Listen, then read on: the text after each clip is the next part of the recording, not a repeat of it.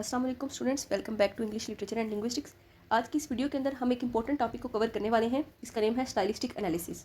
इस वीडियो को कंप्लीट देखने के बाद आपके लिए ये टॉपिक सुपर इजी हो जाएगा। मैं एक एक हेडिंग को एग्जांपल्स के साथ कवर करूँगी ताकि इस टॉपिक को लेकर आपके माइंड में दोबारा कोई एम्बिग्विटी ना हो, कोई डाउट ना हो।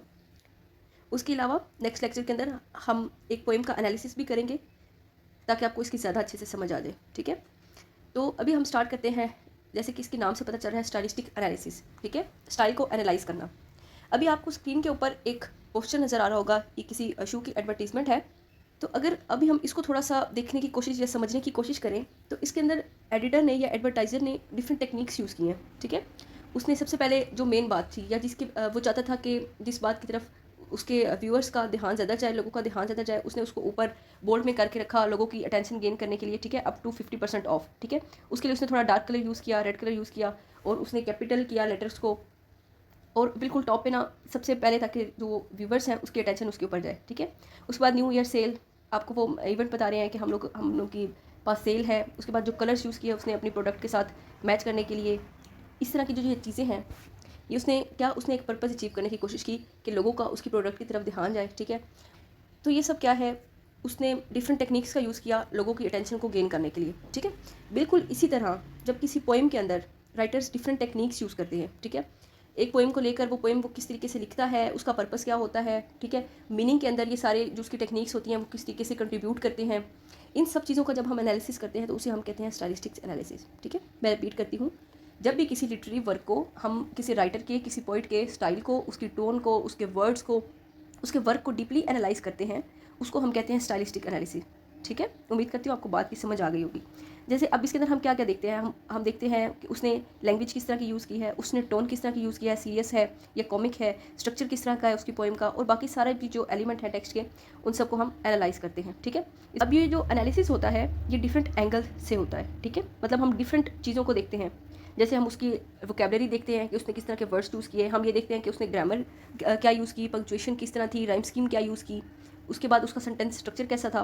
तो इन्हीं ये जो डिफरेंट एंगल्स है ना, ये जो डिफरेंट लेयर्स हैं किसी भी पोएम को देखने की, उसको ना हम कैटेगरीज की फॉर्म में डिवाइड कर देते हैं। जैसे अगर हम उसकी साउंड को स्टडी कर रहे हैं कि पोएम का की जो साउंड है वो क्या है, वर्ड्स की साउंड क्या है। ठीक है, तो उसे हम कह देते हैं कि जी फोनोलॉजिकल लेवल है स्टडी करने का। ठीक है, इसी तरह अगर हम उसका सेंटेंस स्ट्रक्चर देख रहे हैं तो फिर हम क्या कहते हैं कि ये सिंटैक्टिक लेवल है स्टडी करने का। अगर हम मीनिंग्स देख रहे हैं या वर्ड्स देख रहे हैं, चॉइस ऑफ वर्ड देख रहे हैं, वोकेबलरी देख रहे हैं कि पोइट ने वोकेबलरी किस तरह की यूज़ की है, वर्ड्स किस तरह के यूज़ किए हैं, तो हम क्या कहते हैं, ये हम उसका लेक्सिकल लेवल देख रहे हैं। ठीक है, तो इसी तरह ये जो डिफरेंट लेयर्स हैं किसी भी पोएम को एनालाइज करने की, उसे हम क्या कह देते हैं, लेवल्स ऑफ स्टाइलिस्टिक एनालिसिस। ठीक है, ये बात क्लियर हो गई आपको।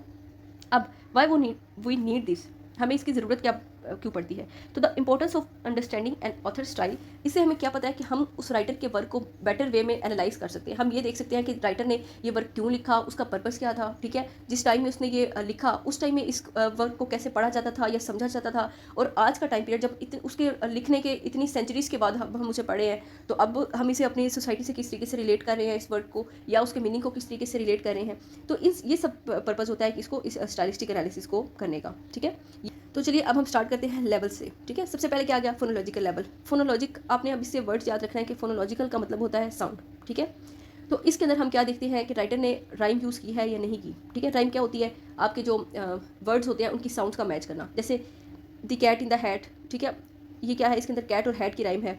उसके बाद we took a look, we saw अनुक। ठीक है, ये एक एग्जांपल है राइम की। तो ये क्या है, इस तरह के जब हम राइमिंग स्कीम देखते हैं। उसके बाद एलिट्रेशन, एलिट्रेशन क्या होती है, कॉन्सोनेंट साउंड का किसी भी लाइन के अंदर रिपीट होना। जो नेबर्स वर्ड्स हैं, मतलब साथ साथ आने वाले वर्ड्स हैं, उनमें कॉन्सोनेंट साउंड किस तरह रिपीट हो रही है। जैसे मैंने आपको एक ये एग्जांपल लिख के दिखाई है, she sells sea shells on the sea shore. इसमें श और ये शेल्स का श और शोर, ये क्या है, ये कॉन्सोनेंट साउंड्स हैं और ये आपस में मैच हो रही हैं। उसके बाद इसी तरह सेल्स सी और सी। ठीक है, ये होती है एलिट्रेशन। तो इस तरह की जो टेक्निक्स होती है ना, इससे जब आप पोएम को रीड कर रहे होते हैं, ऊंची आवाज़ में रीड कर रहे होते हैं, तो उन पे ना साउंड पे बड़ा इफेक्ट पड़ता है। ठीक है, या तो आपकी टोन बहुत ज़्यादा सैड क्रिएट हो रही है, या तो जब आप इनको रीड करेंगे ना इस तरह की टेक्निक्स को यूज़ करके, तो या तो आपकी टोन बहुत ज़्यादा सीरियस होगी या तो बहुत ज़्यादा कॉमिक होगी। ऑलराइट, नेक्स्ट आ जाए ग्राफोलॉजिकल लेवल। ठीक है, इसके अंदर अब हम क्या देखते हैं, इसके अंदर हम देखते हैं टाइपोग्राफी, लेआउट, पंक्चुएशन। ठीक है, अब ये चीज़ें क्या होती हैं मैं आपको बताती हूँ। ग्राफोलॉजिकल लेवल पे आप आ जाए तो राइटर ने अब उसका जो टेक्स्ट है उसके अंदर उसने फॉन्ट साइज़ कैसा यूज़ किया है। ठीक है, उसके वर्ड्स स्मॉल हैं या कैपिटल है, बाज़ दफ़ा ऐसा होता है कि राइटर जो है वो अपनी जो टेक्स्ट होता है पोएम का, उसके अंदर कुछ वर्ड्स बिल्कुल कैपिटल कर देता है, कुछ का जो फॉन्ट साइज़ है उसको बड़ा कर देता है। क्यों करता है वो ऐसा? शायद वो उस पर्टिकुलर वर्ड के ऊपर रीडर्स की अटेंशन डालना चाह रहा है, ठीक है। जैसे एक एग्जांपल देखें, the cat in the hat, ठीक है। अब इस टाइटल के अंदर क्या किया उसने, कैट और हैट इन दोनों को बिल्कुल उसने एक तो कैपिटलाइज कर दिया और बाकी जो नॉर्मल फॉन्ट है उसकी निस्बत इसका साइज़ इंक्रीज़ कर दिया।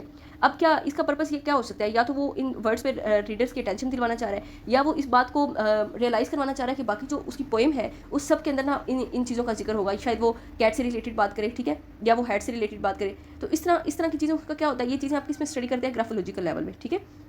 मीन्स कि अपेरेंटली ये जो आपके पास एक पोएम अपेरेंटली होती है, इसके अंदर वर्ड्स जो है उनका साइज़ क्या है, कैपिटलाइजेशन कहाँ यूज़ हुई है, कहाँ उसने बोल्ड किया है लेटर्स को, इस तरह की जो चीज़ें होती हैं वो आप ग्राफोलॉजिकल लेवल में स्टडी करते हैं, ठीक है। टाइपोग्राफी आपको समझ आ गई। उसके बाद लेआउट क्या होता है, ठीक है, मैं आपको वो भी एग्जाम्पल से समझाती हूँ। देखिए, जैसे अगर कोई किसी न्यूज़पेपर का एनालिसिस कर रहा है, लेआउट होता है किसी बात को उसकी इंपॉर्टेंस के लिहाज से ना स्पेस देना। जैसे अब इस न्यूज़पेपर के ऊपर ना आपको जो हेडलाइन है, या जो आपको अब उसका एक पर्टिकुलर पब्लिशिंग हाउस है या जो ब्रांड है किसी भी चीज़ का, उसका नेम आपको बहुत ज़्यादा बोल्ड में कैपिटल लेटर्स में और बिल्कुल फ्रंट पे नजर आएगा, ताकि सबसे पहले ना वो रीडर की अटेंशन गेन करे, ठीक है। उसके बाद जो हेडलाइन है उसके अंदर से जो भी आपकी बात है ना, उसके अंदर जितने भी कीवर्ड्स होते हैं उन्हें आप हाईलाइट करके लिख देते हो, ताकि सबसे पहले जो कोई रीडर न्यूज़पेपर पढ़े सबसे पहले उसकी अटेंशन इस पर्टिकुलर हेडलाइन के ऊपर जाए, उसके बाद वो बाकी न्यूज़पेपर रीड करे। इस तरह देखिए आप डिफरेंट चीज़ों को जो है ना उनकी इंपॉर्टेंस के लिहाज से हाईलाइट किया गया, ठीक है। तो ये चीज़ ये होता है लेआउट, किसी भी चीज़ को कैटेगराइज करना, उसकी इंपॉर्टेंस के लिहाज से उसे स्पेस देना। उसके बाद क्या आ जाता है ग्राफोलॉजिकल लेवल में, उसके बाद आ जाती है पंक्चुएशन। पंक्चुएशन आपको पता है, ठीक है, कि ग्रामर का यूज़ या punctuation, commas, colons, full stop, ठीक है, अंडरस्कोर, ये कहाँ चीज़ें राइटर ने या पोएट ने यूज़ की हैं और उनका पर्पस क्या है, ठीक है। उसके बाद ग्राफोलॉजिकल लेवल हो गया। नेक्स्ट आ गया लेक्सिकल लेवल, ठीक है। लेक्सिकल लेवल में क्या आ जाता है? लेक्सिकल मैंने आपको बताया कि आपने याद रखना है कि वर्ड्स, ठीक है, वर्ड्स से रिलेटेड जितनी भी स्टडी होती है। अच्छा, ये जो सारे लेवल्स हैं ये आपस में ओवरलैप करते हैं। मीन्स कि आपने जब एनालिसिस कर रहा हो ना, तो ज़रूरी नहीं है कि आप देखें कि मेरी कोई भी पॉइंट है वो हेडिंग से इधर उधर ना हो जाए। आपका बस एनालिसिस ठीक होना चाहिए, वरना इनकी हेडिंग्स आपस में ओवरलैप कर सकती हैं। ऐसा हो सकता है कि आप लेक्सिकल की कोई बात जो सी है वो सिमेंटिक लेवल में लिखते हैं, ठीक है। इसमें कोई वो बाउंड्री नहीं है कि आपने ये बात किसी और हेडिंग में नहीं करनी। था नेक्स्ट आ गया वोकैबुलरी। लेक्सिकल लेवल के अंदर वोकैबुलरी आ गई। सबसे पहले राइटर ने किस तरह का चॉइस ऑफ वर्ड यूज़ किया है, उसकी वोकैबुलरी उस पोएम के अंदर डिफरेंट है, मीन्स कि वो मुश्किल है, बहुत ज़्यादा मुश्किल वर्ड्स हैं जो एक एजुकेटेड पर्सन के अलावा और कोई समझ ही नहीं सकता, कोई आम इंसान समझ नहीं सकता, या फिर उसकी जो वर्ड्स है वो बहुत ज़्यादा ईजी है कि एक आम इंसान भी पढ़े ना भी उसे समझ आ जाए, ठीक है।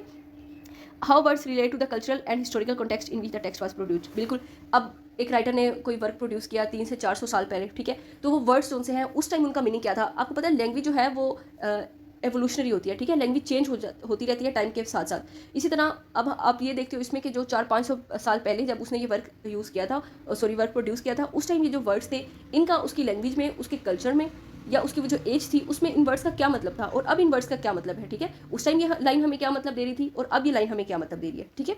इस तरह की चीज़ों को आप कब देखोगे? लेक्सिकल लेवल में, ठीक है। अब इसके आप एग्जाम्पल देखो, वोकैबुलरी की हम बात कर रहे हैं ना कि वोकैबुलरी उसने किस तरह की यूज़ की। लेक्सिकल लेवल पे आ जाओ, the wind whispered through the trees, ठीक है। अब उसने विस्पर्ड वर्ड कह के ना हमें मतलब रियलाइज करवा दिया, रीडर को 1 मिनट में ये इमेजिन करवा दिया कि हल्की हल्की आवाज़ चल रही थी, ठीक है।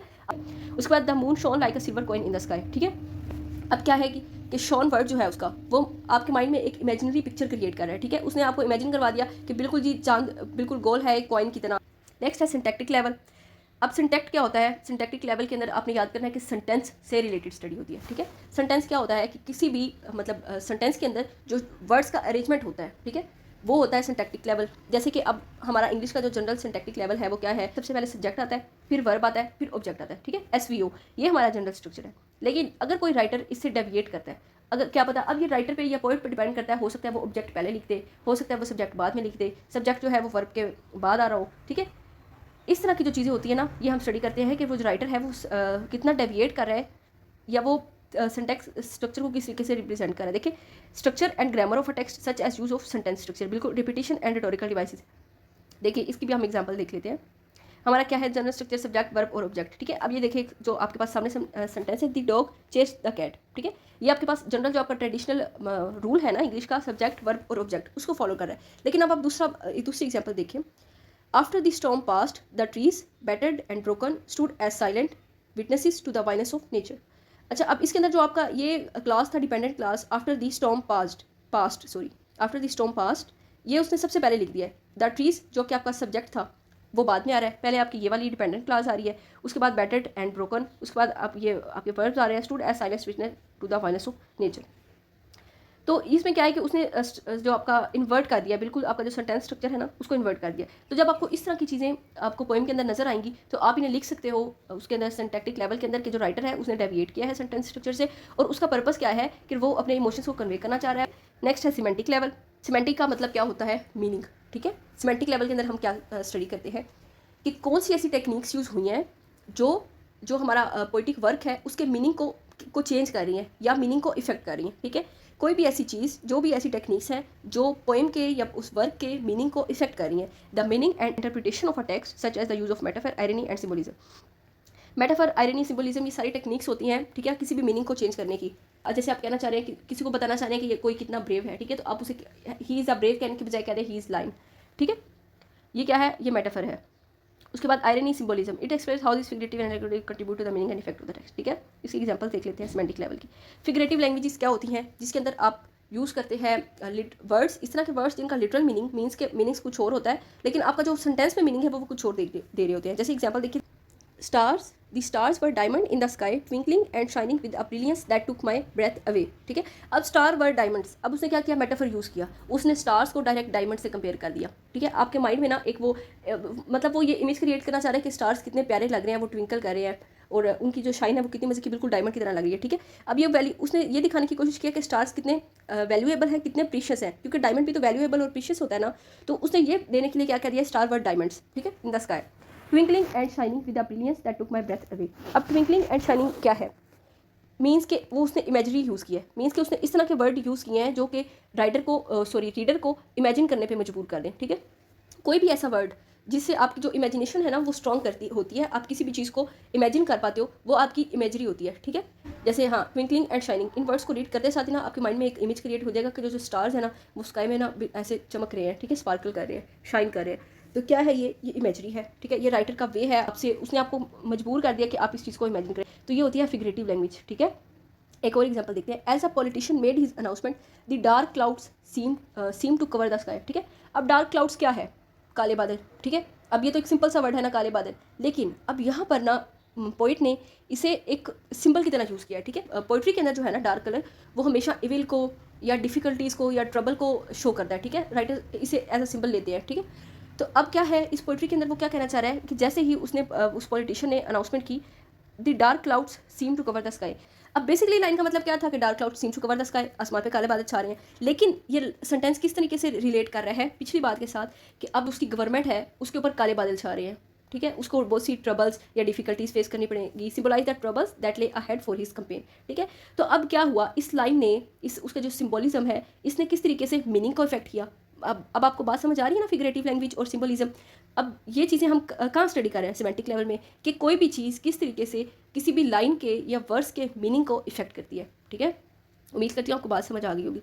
नेक्स्ट है pragmatic level, the social and cultural context in which a text was produced. बिल्कुल, सोशल क्या होता है और कल्चर क्या होता है, मतलब सोसाइटी और कल्चर से रिलेटेड जब ये टेक्स्ट प्रोड्यूस किया गया, ठीक है, 300 साल पहले, 400 साल पहले, या जिस एरिया में ये किया गया, जिस सोसाइटी में किया गया, जिस रिलीजन में किया गया, जिस कल्चर में किया गया, वो सब क्या है, वो उसका कंटेक्स्ट है। कंटेक्स्ट क्या होता है समझ लें, आपको मैं बहुत ईजीएस्ट वे में समझाऊँ तो कंटेक्स्ट होता है कोई भी सिचुएशन या बैकग्राउंड उस चीज़ का। ठीक है, अब देखें मैंने ना एक सेंटेंस बोला, आई हैव टू रन। ठीक है, अब ये कंटेक्स्ट क्या मैंने आपको बताया कि सिचुएशन या बैकग्राउंड, कोई भी चीज़ जहाँ बोली जा रही है उसको बोलने वाला कौन है, ये सब क्या होता है, कंटेक्स्ट होता है। ठीक है, और ये हमेशा मीनिंग को इफेक्ट करता है। जैसे आई हैव टू रन, अगर एक आपका बॉस है और वो एक मीटिंग में बोल रहा है कि आई हैव टू रन, ठीक है, इसका मतलब क्या है कि वो मीटिंग कर रहा था लेकिन उसने अचानक से क्विट कर दिया, वो कह रहा है कि मुझे कहीं जाना पड़ गया। ठीक है, अब अगर यही बात कोई इंसान जिम में कर रहा है तो अब ये क्या है कि कंटेक्स्ट उसका डिफरेंट हो गया। अब इसको बोलने वाले लोग डिफरेंट हो गए, शायद दो फ्रेंड्स आपस में बात कर रहे हो। ठीक है, पहले में हमारे पास कंटेक्स्ट क्या था,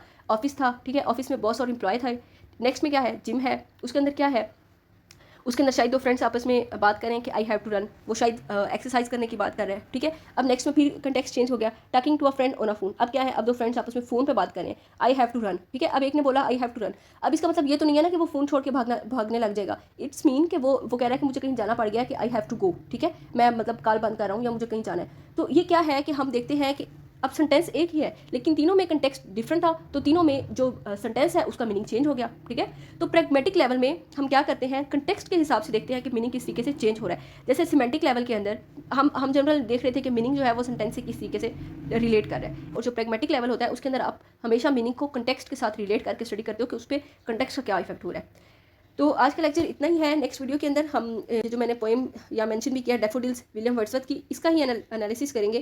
ठीक है, ताकि आप आज जो कुछ भी हमने सीखा है स्टाइलिस्टिक एनालिसिस होता क्या है, इसका पर्पस क्या होता है, ठीक है, इसकी इंपॉर्टेंस क्या है और लेवल्स क्या है स्टाइलिस्टिक एनालिसिस के, इन सब चीज़ों को ना जिस तरह हमने सीखी है इसी तरह हम नेक्स्ट वीडियो में ना अप्लाई करेंगे। ठीक है, ताकि आपको ये ज़्यादा अच्छे से समझ आ जाए।